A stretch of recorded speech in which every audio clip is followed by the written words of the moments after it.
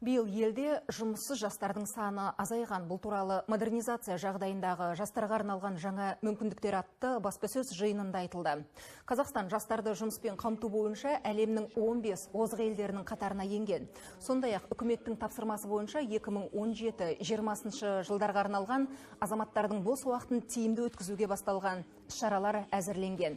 Айта кетсек, қазіргі уақытта түрлі танымдық орталықтар, спорттық нысандар, аула клубтары ашылған. Сонымен бірге елбасының 5 әлеуметтік бастамасы және рухани жаңғыру бағдарламалары аясында жүргізіліп жатқан жұмыстар кейінгі буынның келешегіне оң әсерін тигізетіні де айтылған. Наша молодежь сегодня является одной из... Біздің жастарымыз бәсекеге қабілетті. Беделді халықаралық ұйымдарда, біріккен ұлттар ұйымының институттарында қызмет атқаратын азаматтарымыз да баршылық. Мұның өзі өте жақсы көрсеткіш. Олардың барлығы отандық оқу орындарында білім алған. Сондықтан мемлекет тарапынан жастарға жеткілікті деңгейде жағдай жасалып